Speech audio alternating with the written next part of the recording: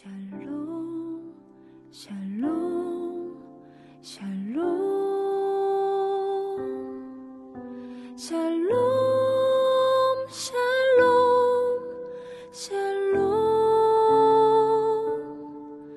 내니 두려워 말아라 나의 아들 나의 딸아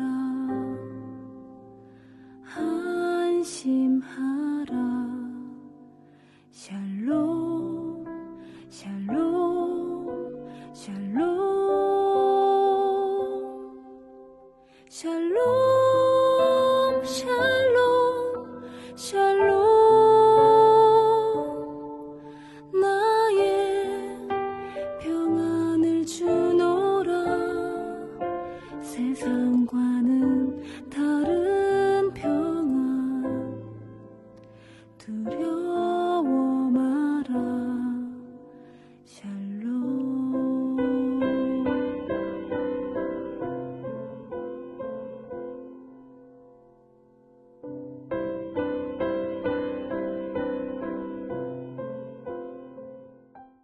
(6월 6일) 늘 푸른 새벽 예배를 하나님 앞에 올려드리겠습니다.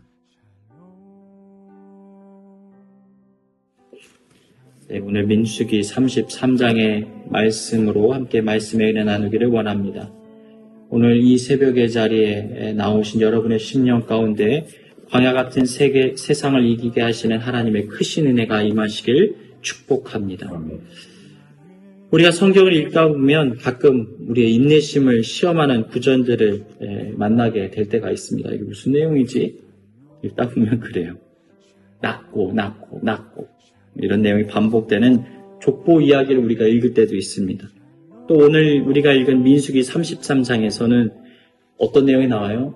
계속 지명 얘기가 나와요. 새벽에 보면 눈이 침침해서 이게 안지 인지 헷갈릴 때가 있어요. 어디를 떠나 어디서 진을 쳤고 지명들의 끝없는 나열이 반복되고 있습니다.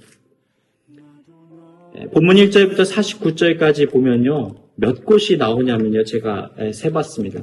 42곳입니다. 지명이 반복해서 등장을 하고 있어요. 언뜻 보면 지루하고 건조한 광야 40년의 여행일지처럼 보여집니다. 그런데 여러분, 이스라엘 백성들이 요단강을 눈앞에 둔 모압 평지에 섰을 때 하나님께서는 모세에게 지난 40년의 여정을 하나하나 기록하게 하셨습니다. 왜 그러셨을까요? 이 길고 긴 지명들의 나열 속에는 단순히 우리가 여기서부터 여기까지 인도했다 이동 경로를 적는 것이 아니라 무엇이 담겨져 있는 거예요? 지금까지 어떻게 하나님의 은혜와 도우심으로 이곳까지 이르렀고 우리가 얻은 땅을 밟았으며 어디까지 흘러갔는지에 대한 모든 여정들이 신앙의 여정들이 기록되어 있는 거예요. 또 거기에 뭐가 있어요? 하나님의 엄중한 사랑과 가슴 벅찬 사랑 그리고 엄중한 경고가 담겨져 있는 것입니다. 오늘 이 아침 민수기 33장을 통하여서 과거를 해석하고 미래를 결단하는 영적인 지혜를 깨달으시길 주님의 이름으로 축복합니다. 한번 보세요. 아주 재미있는 내용들을 우리가 많이 발견할 수 있어요. 33장을 쭉 보다 보면요. 이스라엘 백성들의 그 신앙의 여정 어디서부터 시작됐죠?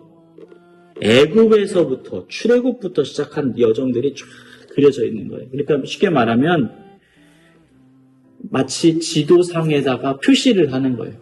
여기도 지나갔지. 여기도 지나갔지. 여기도 지나갔지. 요즘에 핸드폰이 좋아가지고 사진을 찍어놓으면 어떻죠? 시간 지나고 나면 작년 이맘때 사진 막 이러면서 이렇게 사진이 떠요. 그러면 추억이 가끔 이렇게 되새겨집니다. 맞아. 이때 이런 일이 있었지. 참 좋은 일이 있었지. 참 어려운 일이 있었지. 이렇게 이 모든 것들을 이렇게 깨달을 수가 있는 거예요. 그런데 이것은 결코 승리와 영광만을 기록한 장소가 아니었습니다. 추억을 회상하는 장소만 있었던 것도 아니에요. 14절 한번 보세요. 14절 보니까요. 어느 장소가 등장합니까? 르비딤이 나와요. 르비딤. 근데 여러분 르비딤은 이스라엘 백성들에게 별로 그렇게 유쾌한 장소가 아닙니다. 왜 그럴까요? 마실 물이 없어서 하나님을 원망했던 장소가 르비딤이거든요. 또 16절에 보니까요, 기브론 핫다가 나와요. 여기는 어떤 곳입니까?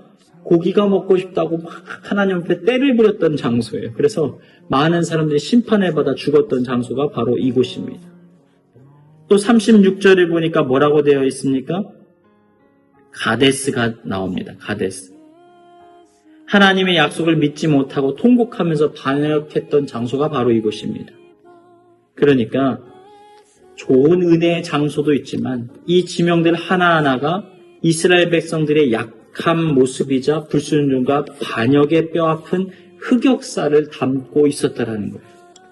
여러분, 만약에 우리가 일기를 쓴다면, 그리고 그 일기를 누군가가 읽는다라는 것을 알고 있다면 이런 부끄러운 실패의 장소들은 어떻게 하면 좋을까요?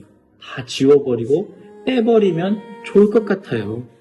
그런데 우리 하나님께서는 이 모든 여정을 빠짐없이 기록하게 하셨습니다. 왜 그럴까요? 이건 정죄하기 위함이 아니에요. 내가 그토록 수없이 넘어지고 배신하고 절망의 자리에 서 있었지만 나는 단 한 번도 너희의 손을 놓지 않았다라는 거예요. 구름기둥과 불기둥으로 너희를 친히 돌보았고 아비가 자식을 품 안에 안는 것 같이 너희를 안아서 이곳을 지나갔다라고 하나님이 확인시켜 주시기 위함이에요. 사랑하는 여러분, 우리 인생의 뒤안길을 한번 돌아보십시오. 때때로는 자랑스러운 순간이 있어요. 영광스러운 순간이 있어요. 그런데 또 어떤 순간이 있어요? 이 전도서의 이 기자의 고백처럼 웃을 때가 있고 울 때가 있어요. 사랑받을 때가 있고 버림받을 때도 있어요. 때때로 우리가 실패와 낙심과 좌절과 쓰러지고 넘어지는 그 순간 속에서 영적인 좌절을 겪고 삶의 자리에서 실망하고 낙심하게 되는 바로 그 순간에도 누가 계시다라는 것을 지금 성경이 기록하고 있습니까? 여전히 하나님께서 그들과 함께 하셨고 그들을 붙들고 계셨다라는 것을 지금 선명하게 기록하고 계신 거예요. 너희들의 좋음과 너희들이 어떤 행위를 해서 너희들이 사랑받을 자격이 있어서 은혜를 받았다라는 것이 아니라는 것을 이곳에 선명하게 기록하고 계신 거예요. 봐라, 실패의 자리도 있었다.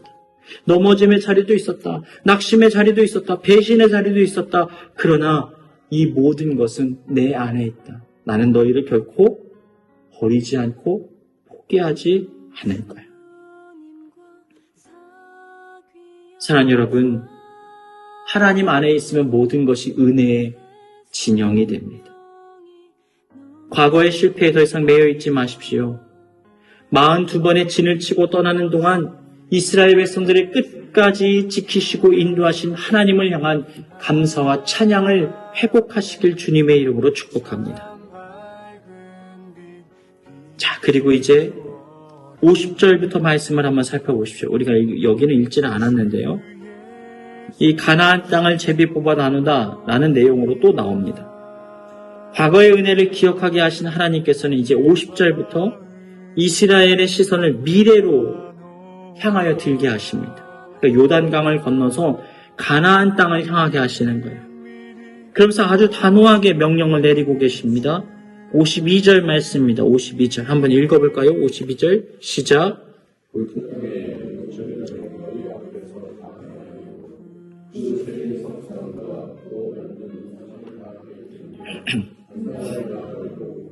네. 하나님의 명령 안에는 모두라는 단어가 3번이나 반복됩니다. 다 몰아내고 다 깨뜨리고 다 헐어버리라는 거예요. 적당하게 남겨두거나 좋아 보이는 문화를 취사선택하라는 말씀이 없습니다. 완전하게 그 모든 것들을 배격하고 없애라는 거예요. 하나님 왜 이렇게 잔인하세요? 여러분, 그런 내용이 아니에요. 지금 가나안 땅은 어떤 땅입니까? 이방신을 섬기는 죄악이 만연한 땅이에요. 거기에 있는 모든 문화와 모든 죄악된 관습들이 이스라엘 백성들에게 들어오지 못하도록 하나님께서 그들을 정결하고 거룩하게 만들기를 원하시는 거예요. 여러분, 우리는 예수 그리스도의 십자가 은혜로 구원받아 새 생명을 얻은 거룩한 백성들입니다. 애굽의 노예 근성, 광야에서 불평하는 습관, 그리고 내 마음의 중심에 세워놓은 탐욕의 산당들을 적당하게 우리가 살려두어서는 안 된다는 거예요. 이 정도는 다 그렇게 하는 건데, 좋은 게 좋은 거지. 내 삶의 작은 즐거움인데 이것까지 포기해야 되나? 다 그렇게 하니까, 지금까지 그렇게 했으니까 타협의 문을 여는 순간 우리는 어김없이 영적인 전쟁에서 패배할 수밖에 없다라는 거예요. 하나님께서 주시는 참된 안식과 축복은 내 안의 우상을 다 깨트릴 때, 그리고 나를 스스로 돌아보고 하나님 앞에 자복하고 회개할 때 그 은혜를 누릴 수 있게 되어지는 거예요.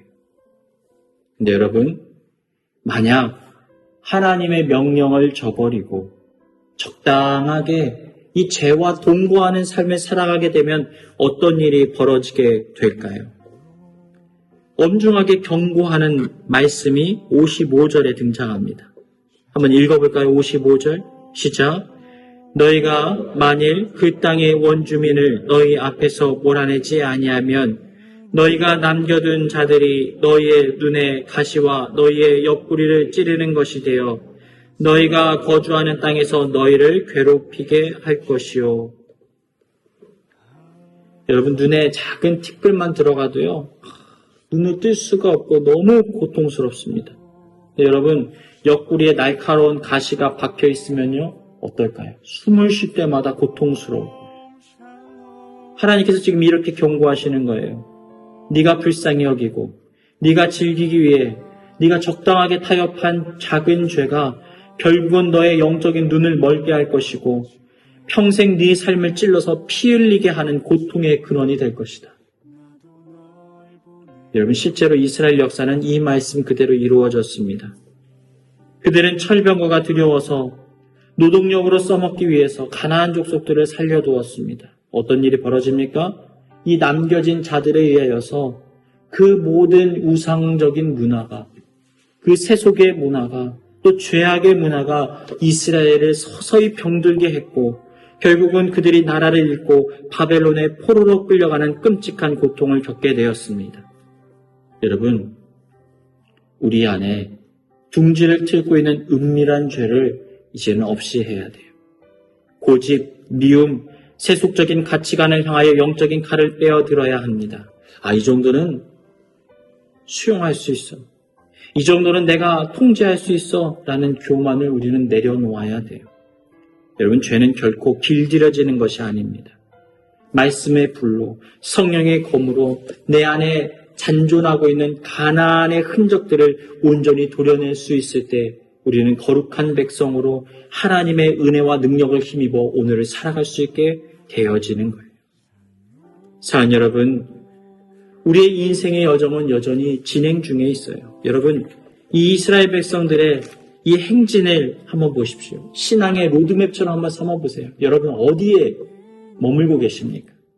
이제 막 애굽 땅에서 출애굽하셨습니까?